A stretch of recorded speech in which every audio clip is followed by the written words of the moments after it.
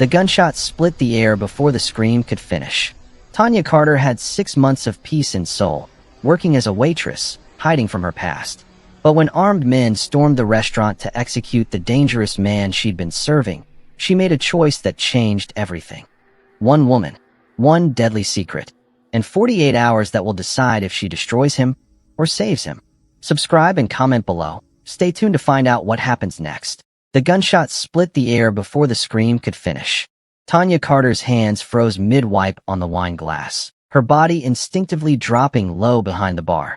The crystal shattered against marble as chaos erupted through the velvet lotus. Tables overturned. Champagne flutes exploded into glittering rain. And through it all, she heard the wet thud of bodies hitting the floor. 5 men in black tactical gear stormed through the entrance, automatic weapons raised.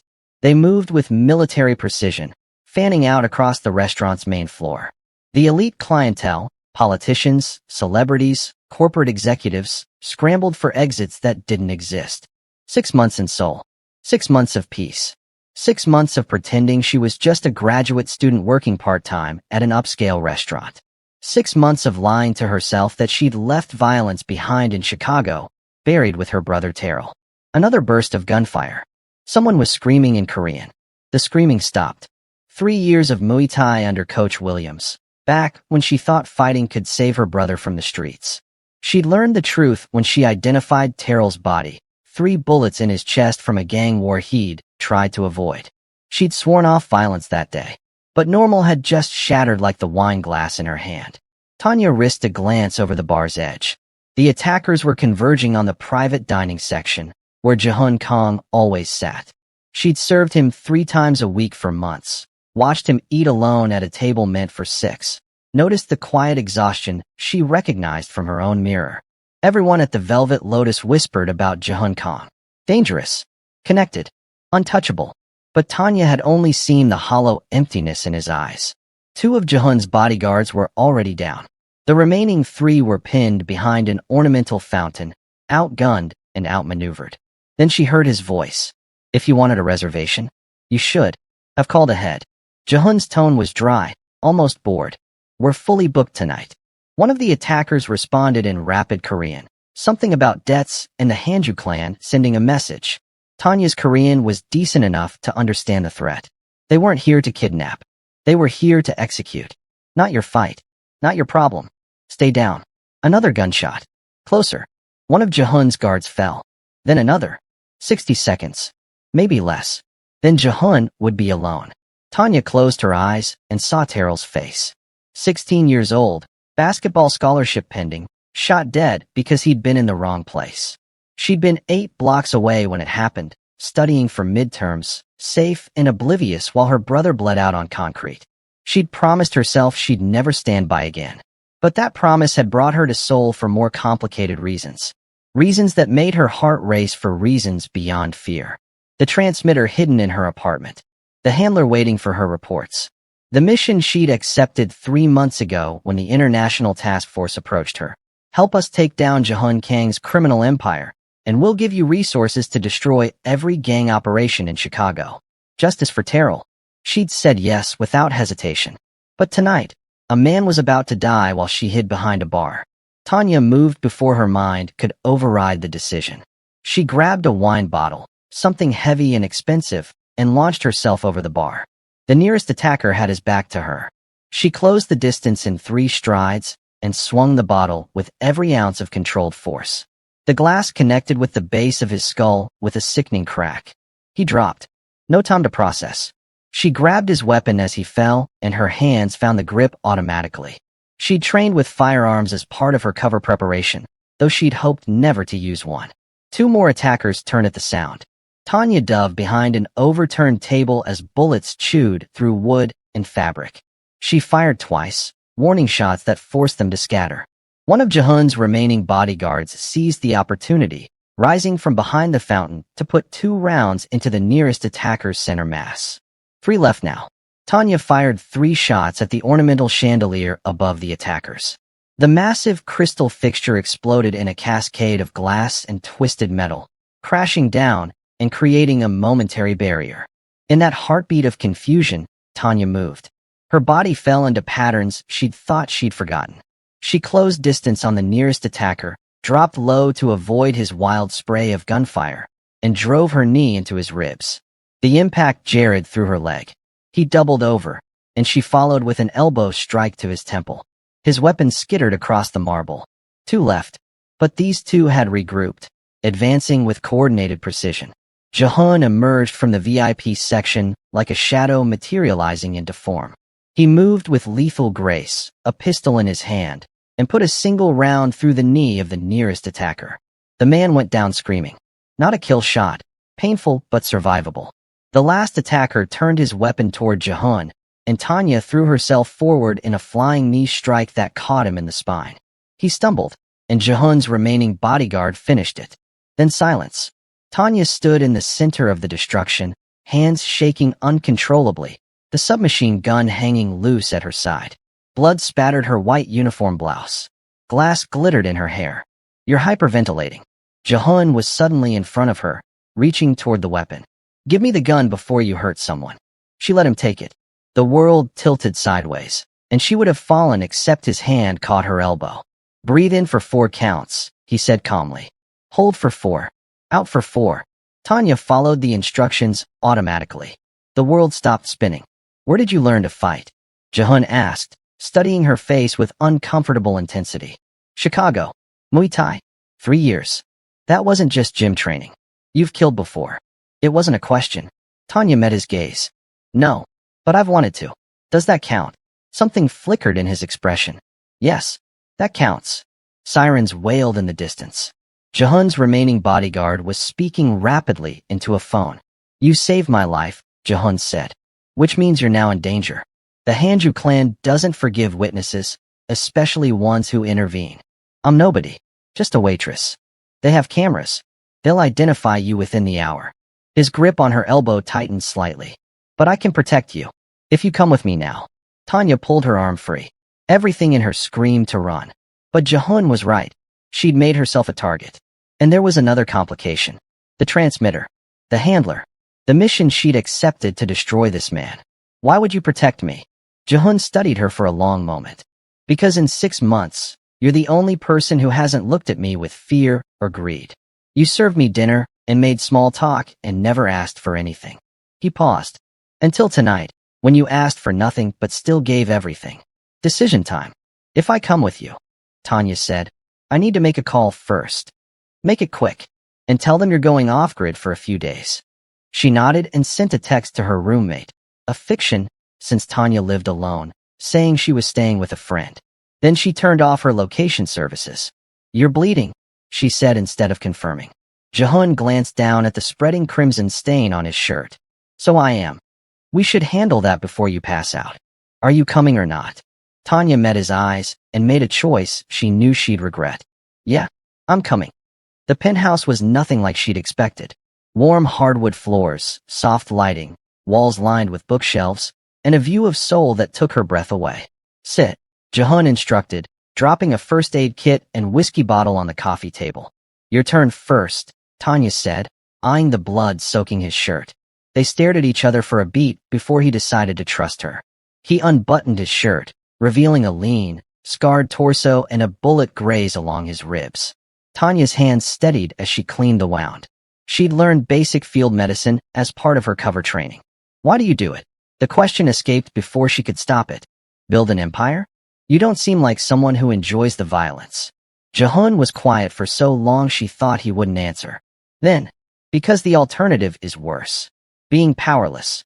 His voice was flat. "I watched my fiancé bleed out in my arms while a rival clan celebrated.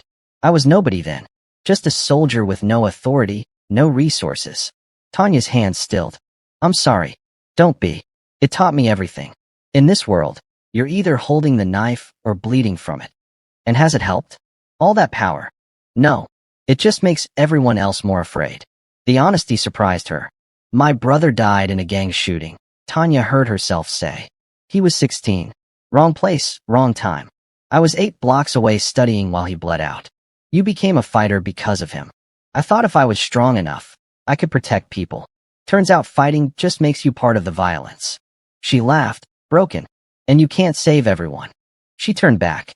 I meant what I said. You're safe here.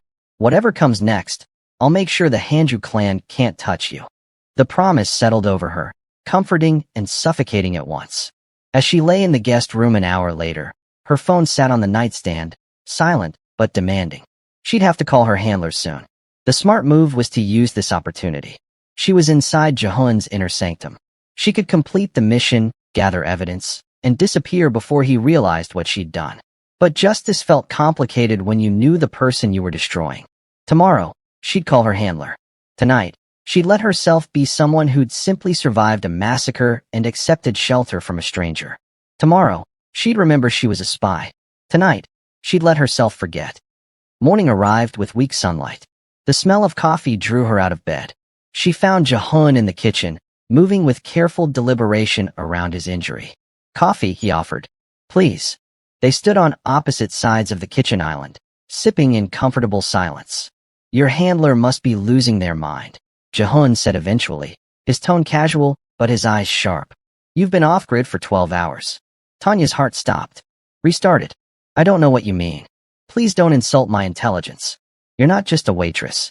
He set his cup down with deliberate care. The question is whether you're intelligence, law enforcement, or a competitor trying to infiltrate. Every protocol screamed at her to deny, deflect, maintain cover. But Jihoon was watching her with calm intensity, and Tanya was catastrophically tired of lying. Task Force, she heard herself say. International operation targeting arms trafficking. I've been gathering intelligence for 3 months. The admission hung between them like a live grenade. And last night, he asked, part of the operation? No. The word came out fierce. Last night was instinct. Last night had nothing to do with the mission. But you're still on the mission. Tanya nodded. Yes. And your orders are what? To document your criminal activities. To map your organization structure. To help them destroy everything you've built. Jihoon picked up his coffee, took a long sip. When he spoke, his voice was conversational. Did they tell you why they chose you? Because I have a cover story that makes sense. No. They chose you because you lost your brother to gang violence. Because you have a personal stake. Because they knew you'd be motivated by revenge, and revenge makes people reckless. He moved until he was standing directly in front of her. They used your grief as a weapon. And you let them. The words hit like physical blows. She had let them use her grief. Maybe, she admitted. But that doesn't make the mission wrong. You traffic weapons. You're part of the system that killed my brother. Yes, I am. And if your task force succeeds, someone less careful, less controlled, more violent will fill the vacuum. You won't get justice. You'll just get a different criminal. So what? I should just accept it. No. You should recognize the world is more complicated than good guys and bad guys. His jaw tightened. Every weapon I sell, every deal I make, it's all in service of maintaining enough power that I never feel helpless again. And the people who die from those weapons? Their families. You think I don't know? His voice rose slightly. You think I don't see their faces? I've accepted I'm damned. But at least I'm a monster who maintains order, who has rules, who doesn't traffic in human lives or drugs. Is that supposed to make it better? No. It's supposed to make it survivable. They stood breathing hard. Tanya understood his logic even as she hated it. So what now? She asked quietly. Jihoon studied her face. That depends. Do you still believe I deserve to be destroyed? I don't know. 24 hours ago, yes. Now. She gestured helplessly. Now I think you're a man who made terrible choices for understandable reasons. And your mission? Still active. They'll expect a report. Then check in. Tell them you've gained access to my inner circle. His eyes held hers. And then decide whether you want to complete the mission or not. You're giving me the choice? I'm giving you information and time. He reached past her to refill his coffee. But understand this. If you do complete the mission, I won't fight it. I'm tired, Tanya. Maybe prison would be a relief. The admission was so unexpected that Tanya forgot to breathe. Why would you accept that? Because last night, for the first time in 5 years, I felt something other than numbness. You were alive. Real. Human. He set his cup down carefully. And if someone like you thinks I deserve to be destroyed, maybe you're right. This was manipulation. Had to be. Except Jihoon wasn't looking at her like a criminal trying to manipulate. He was looking at her like a drowning man unsure whether to take the offered hand. I need to think, she said finally. Take your time. But Tanya. He waited until she met his eyes. Whatever you decide. Thank you for being honest. Tanya retreated to the guest room and pulled out her phone, staring at the encrypted app. She thought about Terrell, about the promise to fight the organizations that had killed him, about justice and revenge and the thin line between them. She thought about Jihoon, about the exhaustion in his eyes, the grief he carried, the way he'd offered truth when he could have offered threats. In the end, she typed, asterisk checking in. Cover intact. Will report when secure. Asterisk vague enough to buy time. She hit send and immediately wanted to take it back. A knock on her door. She opened it to find Jihoon holding a bag. Your apartment was compromised last night, he said. My people retrieved your essentials before the Hanju clan could search it. How do you know? Because I would have done the same thing. You can't go back. Not unless you want to become leverage. So what's the plan? I can arrange transport out of the country. New identity, clean documents. Enough money to start over somewhere safe. You'd let me go? Just like that. Despite the mission, despite the lies, I don't believe you deserve to die for doing your job. Tanya should have said yes immediately. Instead, what if I don't want to run? Jihoon's expression shifted with surprise. Then you're more foolish than I thought. I'm tired of running. I ran from Chicago after Terrell died. It didn't fix anything. She took a breath. Maybe it's time to stop running. The mess will likely kill you. Everything will eventually kill me. At least this way, I get to choose. Something like respect crossed Jihoon's face. You're insane, says the man who built a criminal empire to avoid feeling powerless. Fair point. He straightened. If you're staying, there are rules. You follow my security protocols. You don't leave without guards. You don't contact anyone who might compromise your location. He paused. And you tell me the truth about your mission. All of it. You want me to betray my handlers. I want you to decide whose side you're actually on. Because you can't play both sides in a war. She knew he was right. International Task Force on Transnational Organized Crime. Specifically, weapons trafficking in East Asia. They've been building a case against you for 18 months. I was brought in 3 months ago. She laid out everything. The evidence they needed. The surveillance equipment. The digital forensics team. The international arrest warrant pending final documentation. When she finished, he was quiet. Then, they're thorough. They want you badly. You're a test case. So I'm the sacrificial proof of concept. Something like that. Jihoon moved to the window. And your role after they arrest me? Testify if needed. Then witness protection. New name, new country. She joined him. They promised me resources to go after the gangs in Chicago. Justice for Terrell. But you're not sure you believe them anymore. I'm not sure I believe in justice anymore. I thought it was about punishment. But the more I learn about why people make terrible choices, the less clear-cut it seems. Welcome to moral ambiguity. They stood watching the city. Her phone buzzed. A message from her handler. Asterisk status report required. Confirms safety and mission progress. Asterisk. She showed Jihoon. He raised an eyebrow. What are you going to tell them? I don't know yet. She typed. Asterisk safe. Gained significant access. Gathering intelligence. Will report when actionable. Asterisk. Buying time she didn't know how to use. Jihoon read over her shoulder and made a sound of approval. How long before they demand specifics? 48 hours, maybe. Then we have 48 hours to figure out what we're doing. You involved me the moment you saved my life. We're in this together now. He moved toward the kitchen. And since we're partners in moral ambiguity, you should know what you're actually protecting. Protecting?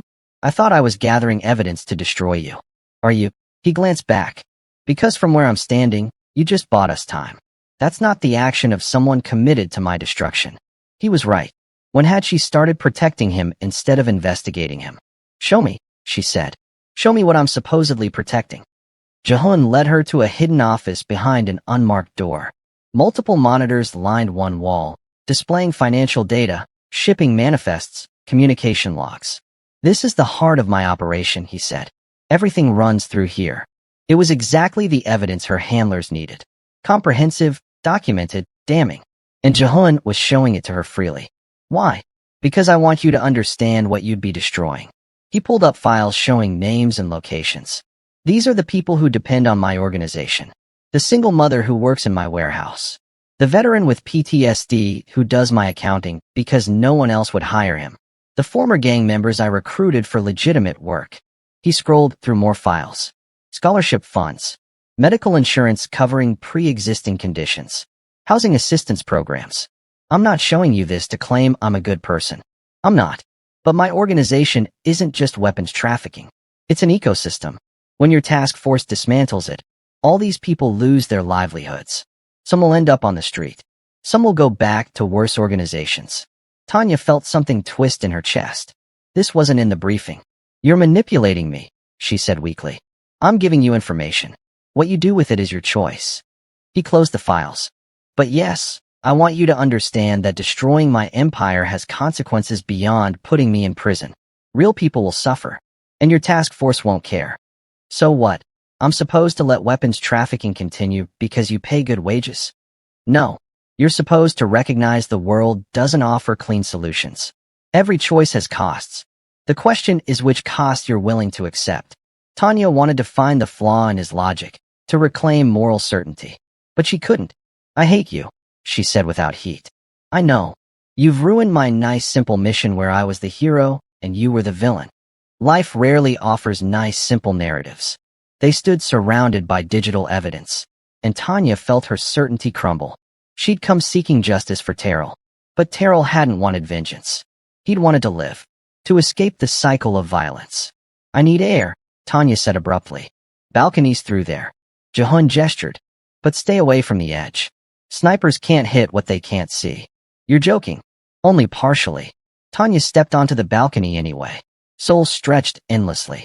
Somewhere down there, her brother's ghost was watching her make impossible choices. The balcony door opened. Jihoon joined her at the railing. I can give you the evidence, he said quietly. Everything your handlers need.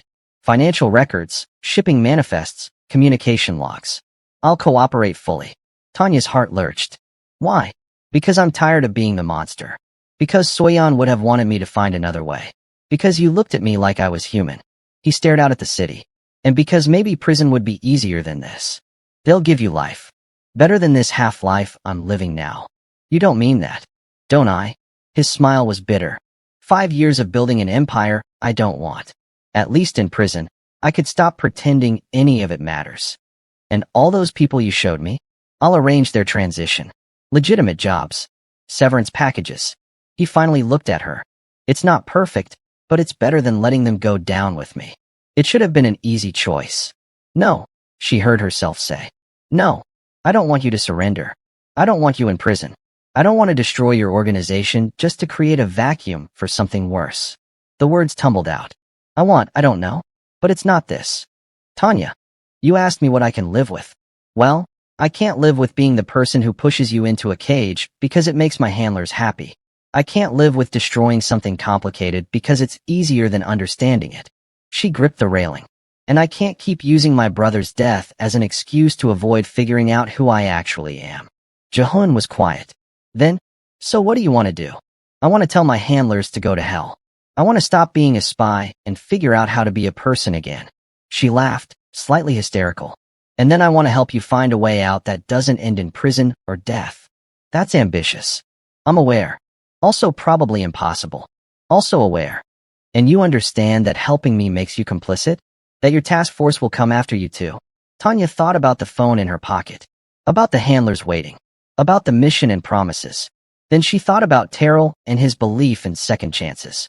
Yeah, she said. I understand. And I'm choosing it anyway. Jihoon studied her face like memorizing something precious. You're absolutely certain? No. But I'm doing it anyway. He reached out slowly and took her hand. His fingers were warm, steady. Then we're both insane, he said. Probably. She squeezed his hand. But at least we're honest about it. They stood on the balcony as Seoul woke beneath them. Two people who'd found each other in violence and chosen something else. So, Jihoon said eventually, how do we disappoint your task force? Tania pulled out her phone and stared at the encrypted app. She typed, asterisk cover compromised. Target aware. Mission abort recommended, asterisk. Then, I'm staying. She hit send and immediately turned off the phone, removing the battery. Done, she said. No going back now. The city hummed below them, indifferent to their choices. Somewhere, consequences were gathering. But for now, Tania Carter and Jihoon Kang stood together, two broken people choosing to be broken together instead of alone. It wasn't redemption. It wasn't justice. It wasn't the ending either had planned. But it was real and honest and theirs. And maybe that was enough. How much time do we have? Jihoon asked. Before my task force tries to extract me? Maybe 12 hours. She met his eyes. And before the Hanju clan makes their next move? Already happening. His phone had been buzzing steadily. He glanced at it, jaw tightening. 3 of my lieutenants are reporting unusual activity. They're mapping our organization. So we have enemies on 2 fronts. My handlers who want to arrest you, and the Hanju clan who want to kill you. When you list it out like that, it sounds almost hopeless. Almost. Jihoon's smile was sharp. I didn't build an empire by giving up when things looked bad. He led her back to the office, pulling up different files, personnel records, communication intercepts, financial transactions. The Hanju clan's attack wasn't random, Jihoon said, highlighting entries. They've been planning this for months. See these? Small transactions that form a pattern. They've been buying information from someone inside my organization. Tania leaned closer. A mole. A very well-placed mole. Someone with access to my schedule, my security, my movements. His expression hardened. Someone I trusted. Do you know who? I have suspicions, but I need proof. He pulled up a network map of his organization's hierarchy. The leak is here, in my inner circle. One of 5 people. Tania studied the names. Your handlers would love this intel. Good thing you're not giving it to them. Good thing. I can help, she offered. I'm trained in investigation, surveillance. And I'm an unknown variable. Whoever's leaking doesn't know about me yet. It's dangerous. Everything about this situation is dangerous. At least this way, I'm useful. Jihoon ran through the suspects. Lee Miho, head of security, loyal for 8 years, but recently withdrawn. Park Soo-jin, financial manager, brilliant with numbers, recently discovered gambling debts. Choi Yuna, communications director, her brother works for a rival organization. Kim Seekjin, logistics coordinator, passed over for promotion 3 times. Han Juno, second in command, Jihoon's oldest friend who loved Soyeon. Any of them have motive? Tania asked. All of them could. We need to isolate variables, Tania said, falling into analytical thinking. Feed each suspect different information and see what leaks. Classic counterintelligence. You're suggesting we use my organization as bait. I'm suggesting we turn the leak into a weapon. It's risky. Everything is risky. But sitting here waiting is riskier. You're right. He started typing. Okay, here's what we'll do. The plan was simple.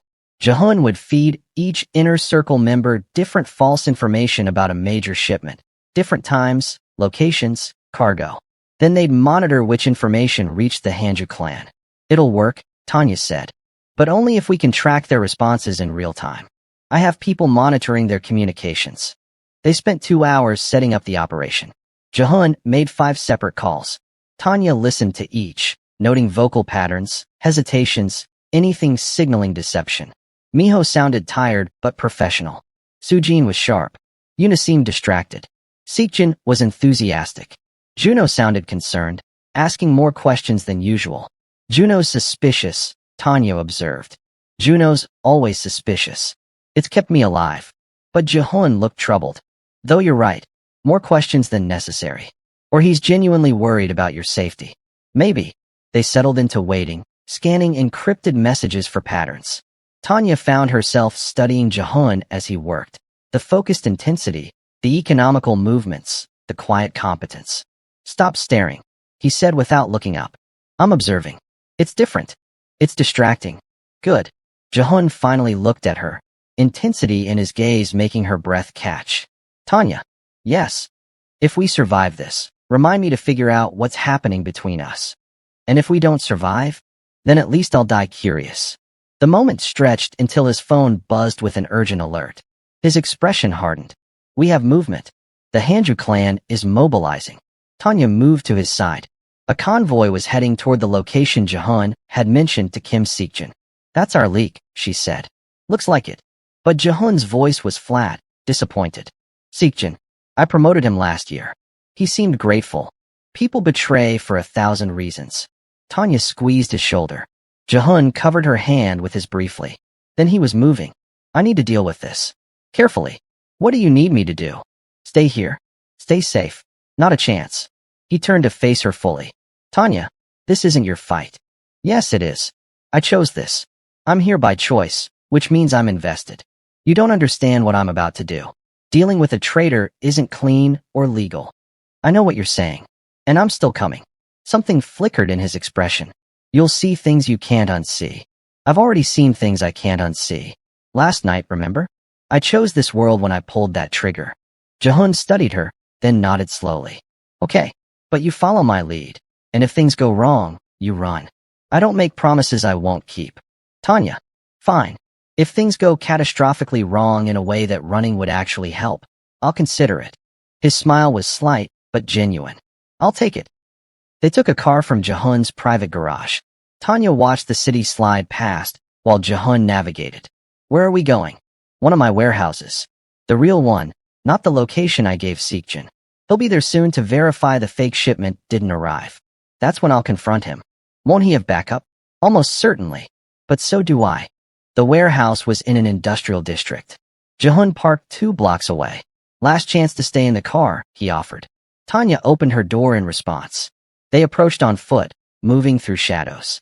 Tanya's training kicked in. Watch corners, check sight lines, stay aware of escape routes. She could feel Jihoon beside her, moving with the same careful silence. He led them to a side entrance, unlocking it with a key card. Inside, the warehouse was dimly lit, filled with shipping containers. The perfect place for a confrontation. He's here, Jihoon whispered, pointing toward movement near the center. Tanya caught a glimpse of Kim Seekjin, checking his phone nervously. He looked young and scared. How do you want to do this? Tanya asked quietly. Direct. No point in subtlety now. They moved together, emerging from the shadows.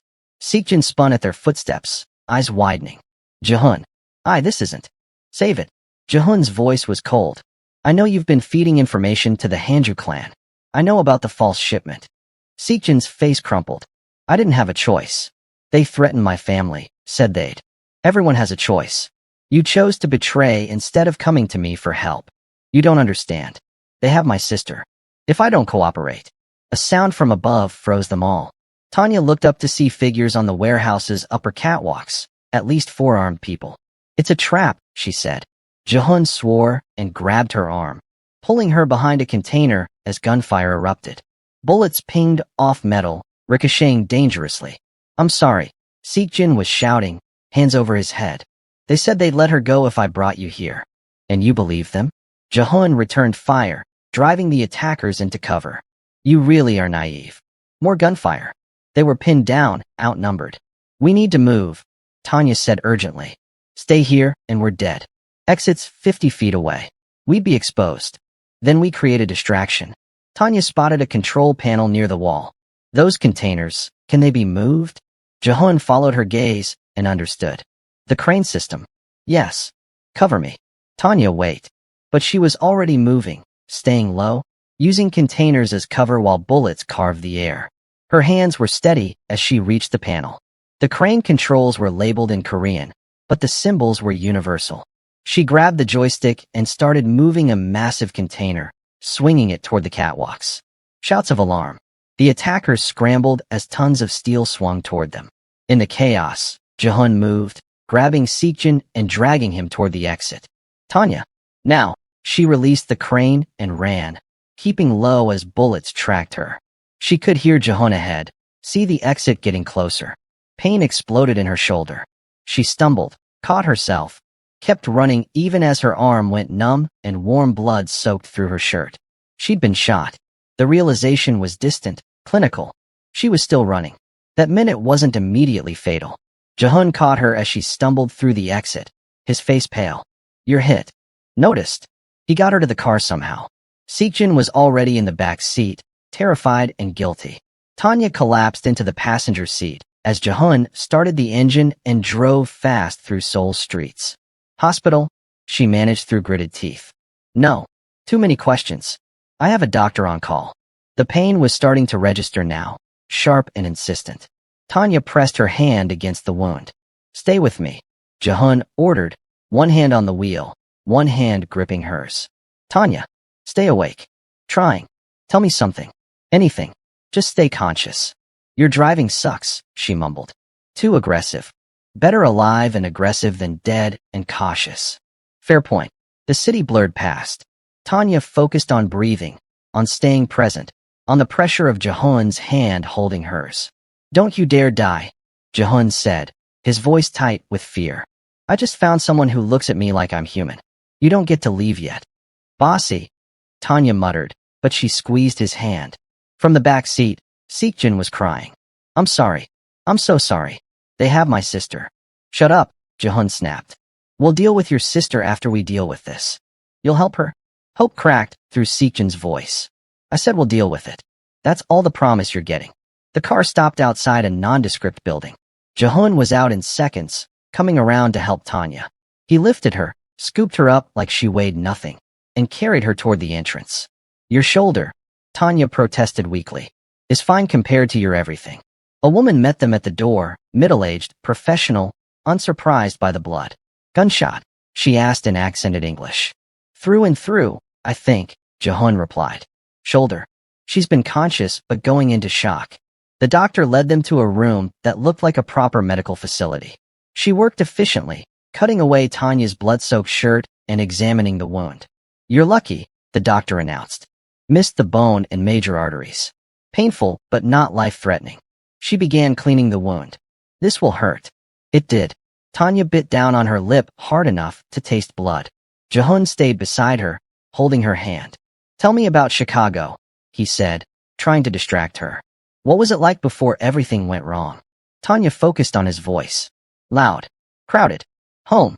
She took a shaky breath. Terrell and I used to go to Navy Pier in summer. Eat too much pizza. Ride the Ferris wheel. Pretend we weren't broke. Sounds nice. It was. He wanted to get out, though. Get a scholarship. Somewhere without gang violence. Somewhere he could just be a kid playing basketball. The words came easier now. He was so close. Had scouts looking at him. And then someone started shooting and didn't care who was in the way. Tania's voice went flat. 3 bullets. He was dead before the ambulance arrived. And I was 8 blocks away, safe and useless. Jihoon's grip tightened. It wasn't your fault. I know that logically. But knowing and feeling are different things. The doctor finished bandaging and stepped back. You'll need antibiotics and rest. No strenuous activity for at least 2 weeks. She'll rest, Jihoon assured her. Tania tried to sit up and immediately regretted it. We still have problems. The Hanju clan knows where we were. And Seokjin's sister is being handled. I made calls while Dr. Kim worked. My people are locating her now. You're really going to help her? Even though he betrayed you. Jihoon's expression was complicated. He betrayed me because they threatened someone he loves. I understand that motivation. It doesn't excuse it, but it explains it. He helped her to her feet carefully.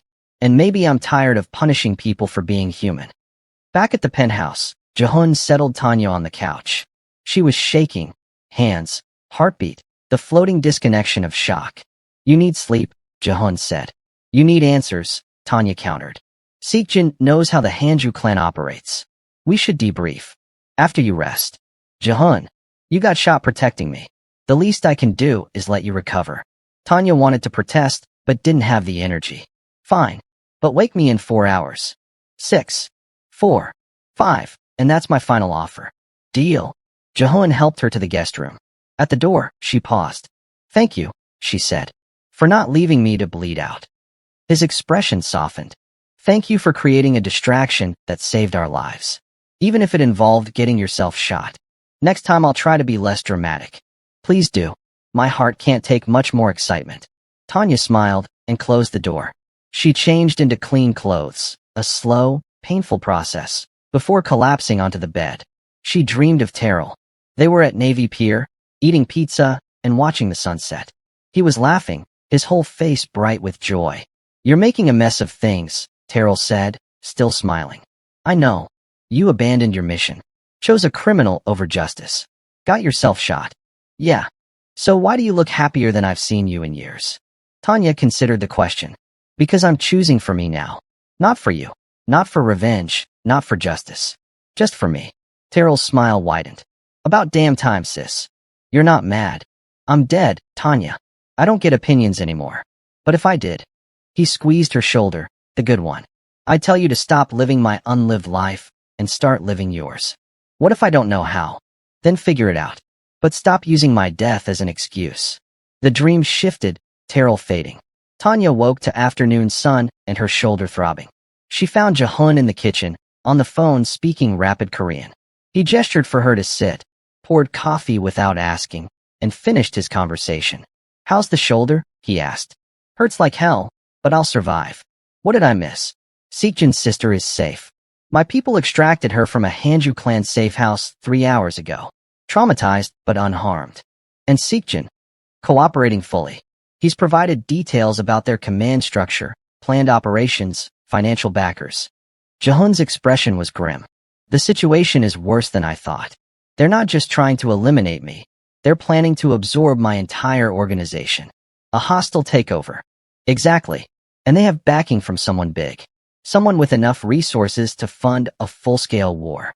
Tania sipped her coffee, mind working. Who benefits from you being removed? Multiple parties.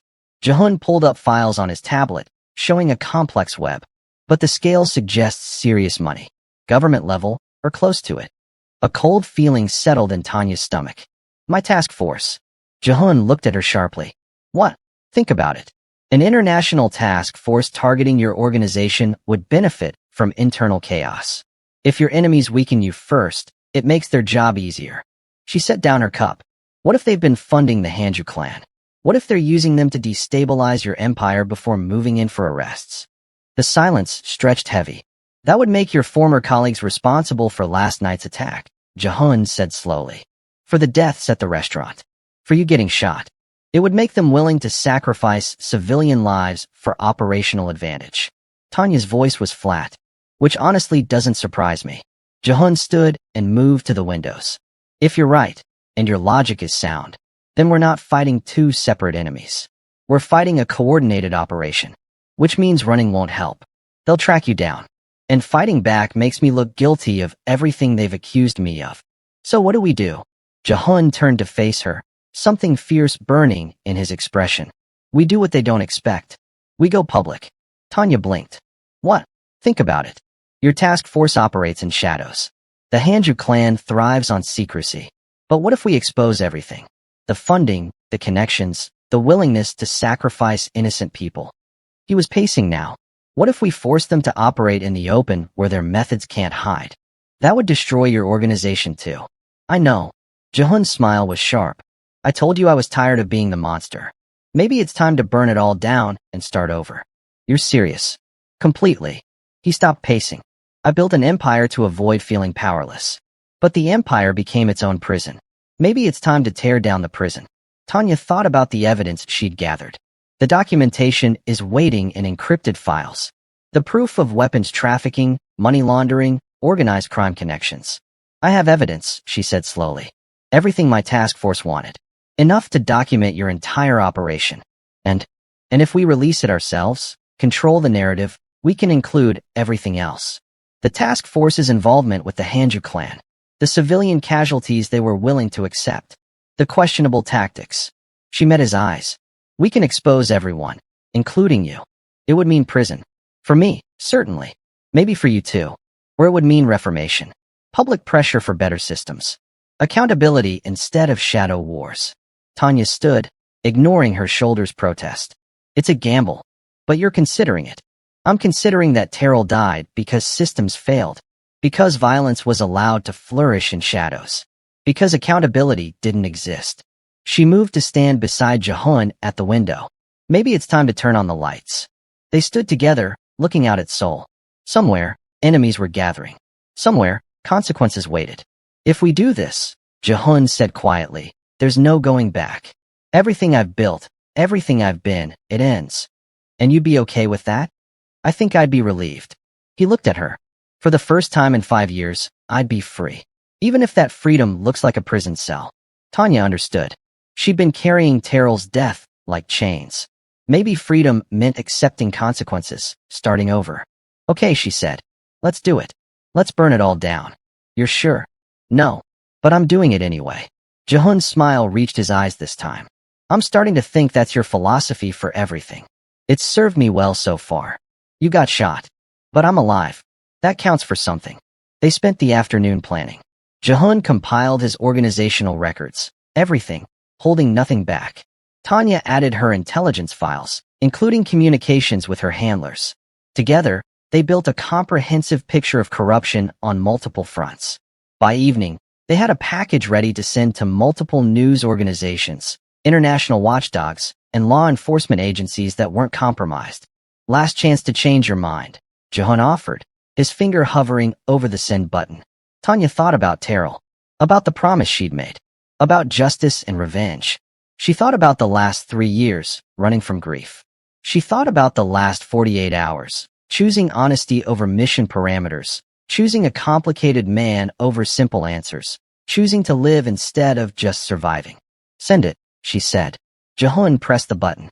The files scattered across the digital world, racing through servers, spreading too fast to be contained. In minutes, journalists would start receiving explosive documentation. In hours, headlines would break. In days, investigations would begin. And in that moment, standing in a penthouse in Seoul with a gunshot wound and a criminal beside her, Tania Carter felt something she hadn't felt since Terrell died. Hope. Not naive hope that everything would work out perfectly, but the hard-won hope that came from choosing truth over comfort, accountability over convenience, living over surviving. What now? She asked. Jihoon was quiet. Then, now we wait for the consequences. Together. Together, Tania echoed, and the word felt like a promise. Her phone, reassembled, buzzed with an incoming message. She didn't need to check it. Her handlers would be furious, scrambling, threatening. But she was done being threatened, done living in fear, done pretending she could outrun herself. She was Tania Carter. She'd lost her brother to violence. She'd infiltrated a criminal organization. She'd saved a man she was supposed to destroy. She'd gotten shot protecting someone who should have been her enemy. She'd chosen truth when lies would have been easier. Chosen complexity when simplicity was tempting. Chosen to be messy and human and alive instead of perfect and distant and dead inside. Hey, Jihoon said softly. You okay? Tania looked at him. This complicated, dangerous, exhausted man who'd offered her truth when he could have offered pretty lies. Yeah, she said, and meant it. I think I am. The city hummed below them, indifferent to their choices. Tomorrow would bring consequences. Investigations. Arrests. Trials. The messy aftermath of burning everything down. But tonight, they had this moment. This choice. This hard-won honesty. And somehow that was enough. The story continues in part 2. If you want to see what happens when Tania and Jihoon face the consequences of their choice, when her handlers come hunting, when the Hanju clan retaliates, when they discover the real truth behind the conspiracy, hit that like button and subscribe. Drop a comment with your predictions. Will they survive? Will they find something worth living for beyond survival? Will the systems they exposed actually change, or will new monsters just replace the old ones? Asterisk asterisk. Part 2 drops next week. Don't miss it, because this story, it's just getting started.